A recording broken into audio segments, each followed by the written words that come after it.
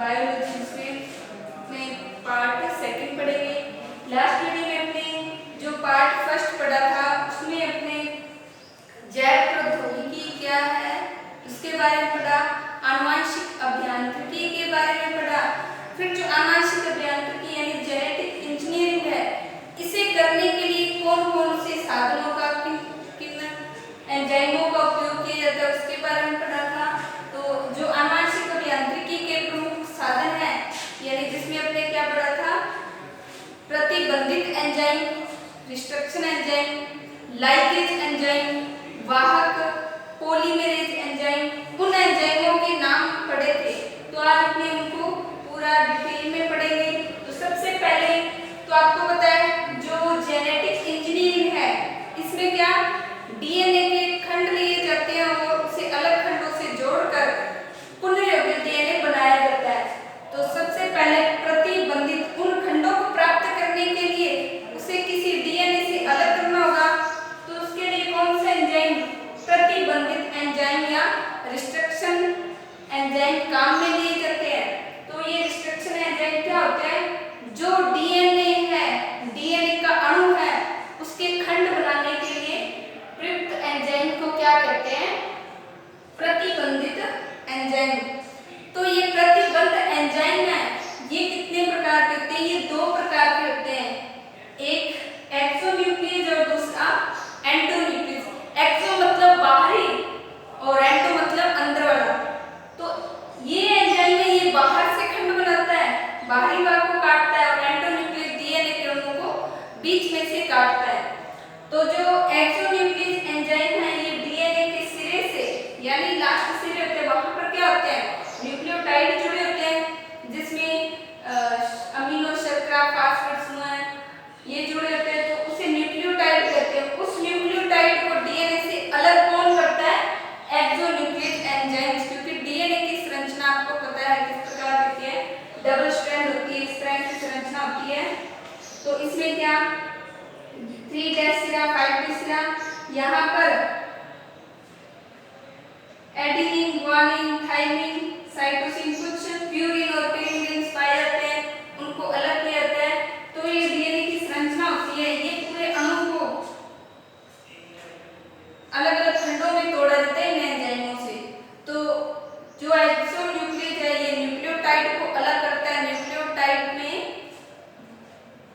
उनके सिरों को अलग कर दिया जाता है। फिर एंडोन्यूक्लियस एंजाइम, एंडोन्यूक्लियस एंजाइम क्या डीएनए अणु है उनको कहां से, बीच में से काटता है।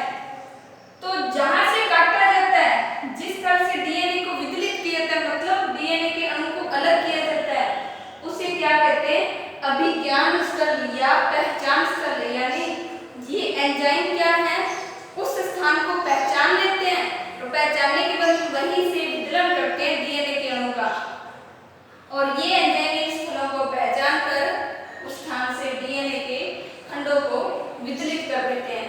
अब मान लो ये एक डीएनए का खंड है, ये क्या डीएनए का खंड बता रखा है, तो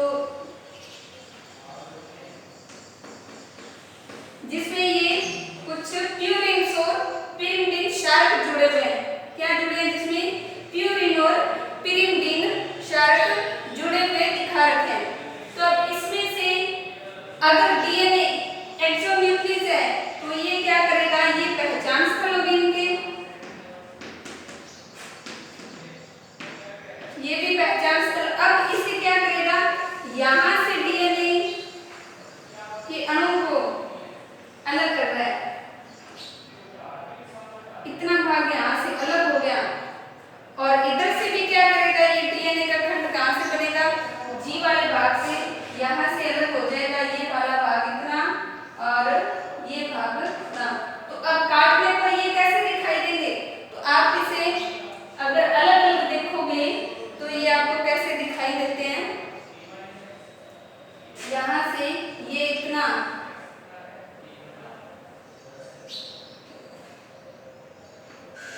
और ये भाग इतना हो गया। तो कैसा दिखेगा, अपने दोबारा बनाते हैं इसको, जो ये काटा गया भाग है तो इस तरह से दिखाई देगा आपको ये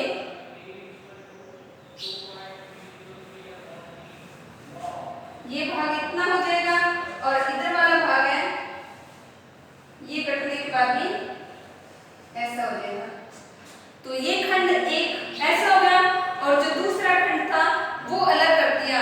तो अपने काटने के बाद में कैसा टुकड़ा इस तरह से बन गया।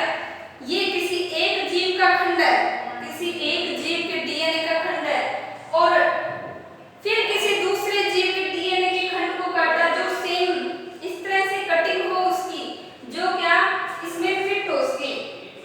तो बुक में देखोगे तो आपको ये टू कलर में दिखाई देंगे, जिसमें एक ये अलग डीएनए का खंड है और किसी दूसरे डीएनए के खंड को, मान लो दूसरा डीएनए का खंड अपने इस तरह से ले रहे हैं,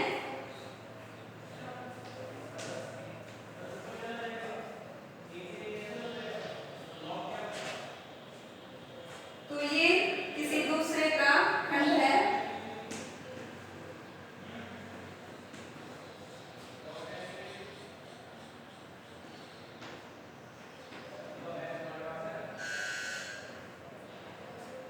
अब ये वाला खंड है और ये किसी दूसरे डीएनए का खंड है, तो इस खंड को इससे जोड़ देंगे। तो जोड़ने के बाद ये दोनों वापस कैसे दिखाई देंगे, आप देखोगे तो ये इसमें फिट हो जाएगा। तो ये कैसा यहाँ से दिखेगा, इस तरह से दिखेगा।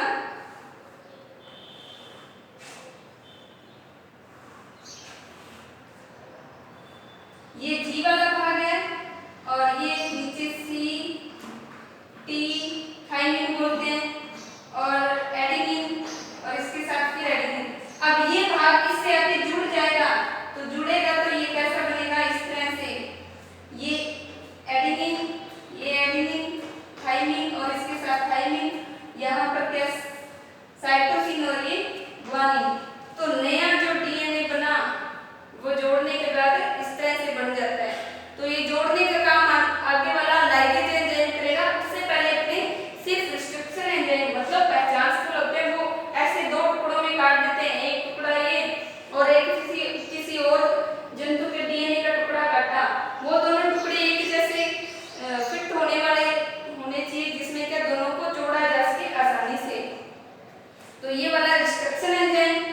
अब जब ये खंड काट दिए, काटने के बाद में पुनर्योग्य डीएनए तैयार करना है, तो उस पुनर्योग्य डीएनए को तैयार करने के लिए लाइगेज एंजाइम की जरूरत पड़ती है और फिर जो लाइगेज एंजाइम है वो जोड़कर इस पुनर्योग्य डीएनए की आगे वाहक में प्रवेश करवाया जाता है।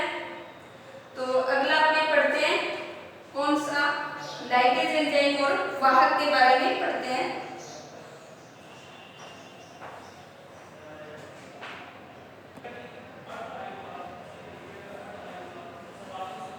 फिर उसके बाद में जो अपने पढ़ा है रिस्ट्रक्शन एंडोन्यूक्लियस और एक्सोन्यूक्लियस एंजाइम है, खंड करने इनके काम है। फिर था वाहक। वाहक क्या है, ये जीवाणुओं में पाए जाने वाले अतिरिक्त गुणसूत्र डीएनए है। आपने जीवाणु की कोशिका का डायग्राम देखा होगा, इस तरह से जीवाणु की कोशिका होती है, इसमें ये कुछ मेसोसोम्स पाए जाते हैं। इसमें जो जीवाणु की कोशिका होती है प्रोकैरियोटिक होती है, अगर कुछ कोशिकाएं यूकैरियोटिक होती हैं। तो इन केंद्र के अलावा भी एक डीएनए अतिरिक्त पाया जाता है, इस तरह से वर्तुल डीएनए, एक अतिरिक्त डीएनए पाया जाता है जिसे वर्तुल या गोलाकार डीएनए बोला जाता है। अब ये वर्तुल डीएनए का क्या काम है, ये वर्तुल डीएनए कोशिकाओं के जीवित रहने के लिए आवश्यक नहीं होता। ये वर्तुल डीएनए क्या, जो कोशिका है उसके जीवित या वृद्धि करने के लिए आवश्यक नहीं होता है।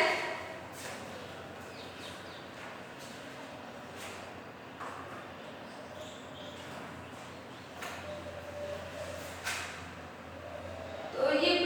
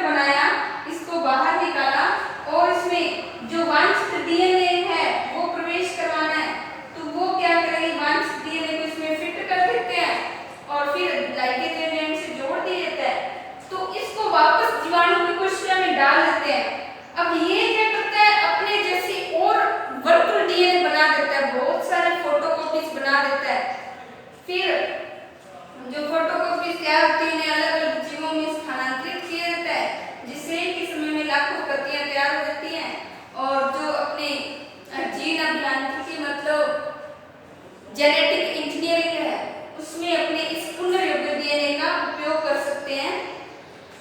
तो ये क्या होते हैं, अतिरिक्त डीएनए होते हैं जो पुनरावृत्त होते हैं, मतलब बाहर निकालने के बाद ये वापस बन जाते हैं इसमें। ये कोशिका के जीवित या वृद्धि के लिए आवश्यक नहीं होते हैं। इन्हें बैक्टीरिया से सरलता से अलग किया जाता है। बैक्टीरिया की कोशिका ये, इससे इसे आसानी से अलग कर लिया जा सकता है। और ये कैसे होते हैं, वर्ताकार होते हैं वाहक डीएनए। इस पर विशिष्ट प्रतिबंध स्थल होते हैं, विशेष प्रकार के पहचान स्थल होते हैं। इन पहचान स्थलों से ही क्या किया जाता है, जो रिस्ट्रक्शन एंडोन्यूक्लियस एंजाइम है वो वितरित कर देते हैं इनको, जिन्हें वितरित किया जा सकता है और इसमें जो वांछित जीन है वो प्रवेश करवाया जा सकता है। तो वांछित जीन को प्रवेश करवा सकते हैं खंड बनाकर। अब इसे क्या कहते हैं, पुनर्योग्य डीएनए। जब वांछित डीएनए प्रवेश करवा दी तो ये रिकॉम्बिनेट डीएनए या पुनर्योग्य डीएनए कहलाएगा। जब इसमें दूसरे किसी जीव का डीएनए खंड प्रवेश करवा दिया जाता है और इनमें पुनरावर्तित प्रारंभिक स्थल होते हैं जिसकी पहचान किससे करते हैं, आतिथ्य कोशिका से। जो बाहर वाली कोशिका है उसी से पहचान की जा सकती है। जैसे ई कोलाई जीवाणु, ये जंतुओं में प्रतियां तैयार करने के लिए उपयोग किया जाता है और ये प्लाज्मिड कहलाते हैं। तथा जो एग्रोबैक्टीरियम ट्यूमिफेसियंस है, एग्रोबैक्टीरियम ट्यूमिफेसियंस, इसका टीए प्लाज्मिड है, वो पादपों में वाहक के रूप में कार्य करता है। और इसके अलावा एग्रोबैक्टीरियम राइजोजिन्स है, कौन सा, एग्रोबैक्टीरियम राइजोजिन्स, ये क्या करता है, ये भी पादपों में, इसका आरआई प्लाज्मिड होता है, आरआई प्लाज्मिड पादपों में वाहक के रूप में कार्य करता है। तो ये जो प्लाज्मिड है ये एक तरह से पुनरावृत्ति करने के लिए उपयोग में लिया जाता है, क्योंकि अपने वांछित पुनर्योग्य जो डीएनए तैयार कर लिया, अच्छी किस्म तैयार करने के लिए जो पुनर्योग्य डीएनए तैयार किया उसे अपने बार बार तैयार करेंगे तो बहुत लंबा समय लगता है।